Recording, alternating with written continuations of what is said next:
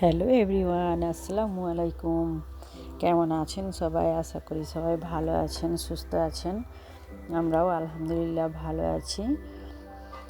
আবারও একটা নতুন ব্লগ ভিডিও নিয়ে আপনাদের সামনে হাজির হয়ে গেলাম।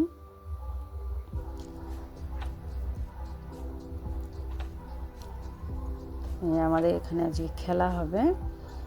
খেলার দিন সকালে পাস্তা বানিয়েছিলাম। কালকে হয়ে গেছে খেলাটা, আজকে ভয়েস দিচ্ছি। একদিন আগে ভিডিওটা করে রাখি। নাস্তাতে খাওয়া হবে পাস্তা। ছেলেরা তো খায়, আমি তো খাইনি এসব, একটু আধটু খাই টেস্ট করার জন্য, না হলে আমি অন্য কিছু খেয়ে নেই, মুড়ি টুড়ি খেয়ে নেই। চা করলে চা দিয়ে একটা বিস্কুট টিস্কুট এরকম খেয়ে নেই। ছেলেদের জন্য এগুলো করা হয়।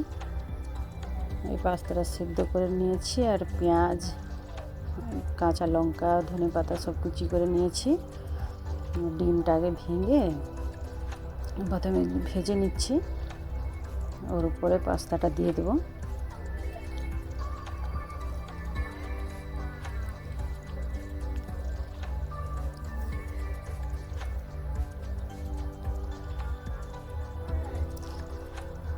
আর বিকালে তো খেলা হচ্ছে, ভাই আসবে আর ছোটো বোনাই আসবে, ওরা আসবে, ওদের জন্য রাত্রে রান্না করব।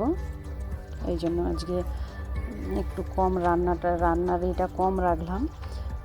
কম বলতে একটু হালকা করে একটু করে বিপ নিয়ে পুঁই দিয়ে রান্না করব। আর আরেকটা কি করেছি ওটা দেখাবো।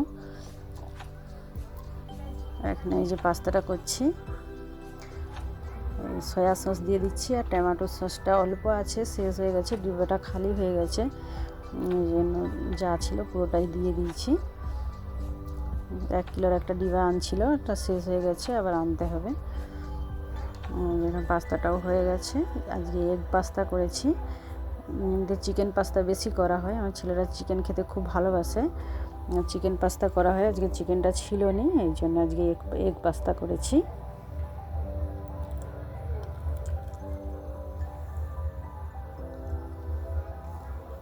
নাস্তা করার পরে বিছানাটা রেডি করে নিয়েছি, ছেলেদের বিছানাটাও রেডি করে দিয়েছি, আমার বিছানাটাও রেডি করে দিয়েছি। পড়ার টেবিলটাও গুছিয়ে নিয়েছি। ঘুম থেকে উঠে আসার সময় মশারিটা তুলে রেখে দিয়ে চলে আসছিলাম, এসে কাজটা সেরে ওই পাস্তাটা করে ছেলেদেরকে দিয়ে তারপরে ঘরদোর গুছাচ্ছি। যেহেতু আত্মীয় স্বজন আসবে, যে 2-4 জন আসুক, যারা আসবে ডেকেছি ভাইদেরকে, যে খেলা হবে তো খেলা দেখার জন্য, ওরা তো খেলা দেখার নেশা ওদের, ওই জন্য। তারপর এই যে বিছানটা করছিলাম, বিছান করতে করতে একজন কাকি এসে ডাক দিল। পিঠা এনে প্রত্যেকবারে দিয়ে যায় 2-4 দিন ছাড়া ছাড়া। যে একটা পিঠা নিলাম, একটা পিঠা 1 কিলো 100। আর যে আমাদের বাড়ির থেকে পুঁই ডাঁটাটা মেজলি সহ কম একটু করে তুলে আনছি, অল্প করে। এই বেলাটা খেয়ে শেষ হয়ে যায়, ও বেলা তো আবার রান্না করতে হবে।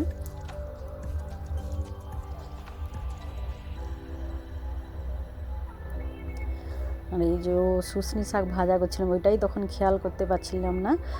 শুশনি শাকটা আগের দিন নিয়ে বেছে ধুয়ে সেদ্ধ করে পানি ঝরিয়ে ফ্রিজে রেখে দিয়েছিলাম, আর আজকে ভাজা করে নিয়েছি।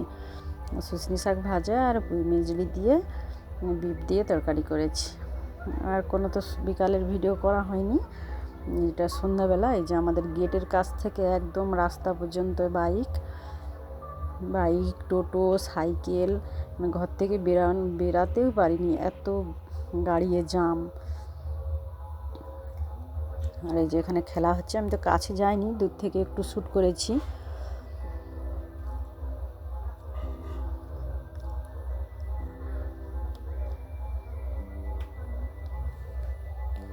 আশা করি পুরো ভিডিওটা দেখবেন, আর ভিডিওটা দেখতে দেখতে যদি ভালো লেগে যায় ভিডিওতে লাইক করবেন আর সাবস্ক্রাইব করে আমার পাশে থাকবেন।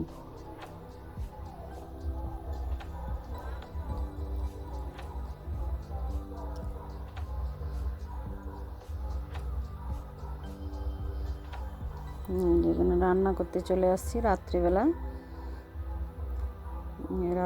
রান্নায় বাঁধাকপি চচ্চড়ি হবে, আর বিফ দিয়ে আলু দিয়ে রান্না হবে, আর এই টমেটোগুলোও কেটে নিয়েছি, এটা টমেটোটা চাটনি করব। বিফটা সিদ্ধ করে নিয়েছি প্রথমে প্রেসার কুকারে দিয়ে,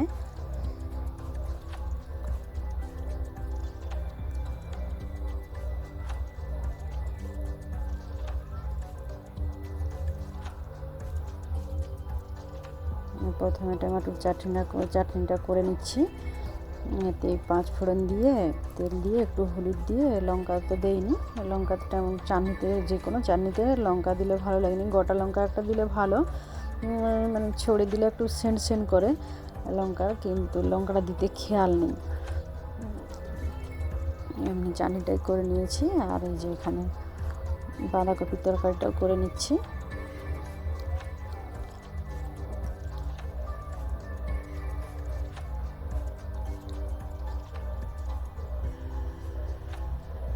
এক কড়া বাঁধাকপি তো পড়ে যাচ্ছিলো, যেন আস্তে আস্তে করে নাড়ছিলাম, তারপরে জোরে কমে যাবে, অল্প হয়ে যাবে।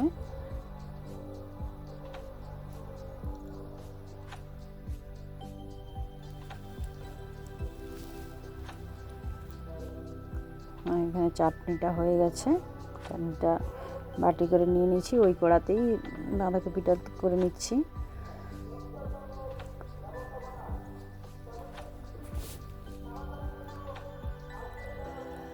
এই যে বাঁধাকপির ফাইনাল লুক।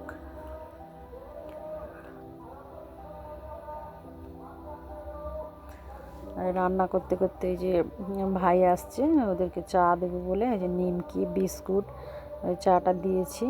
ওরা দুজন আসছে, দুজনকে চা দিয়ে দিয়েছি, ওরা খেয়ে চলে গেছে, আবার দুজন আসছে, ওদেরকে আবার চাটা দিচ্ছি। আর এই যে এখানে বিফ তরকারিটাও হয়ে আসছে, আর ভাতটাও হয়ে গেছে, একটা বড় হাঁড়ি করে রান্না করেছি।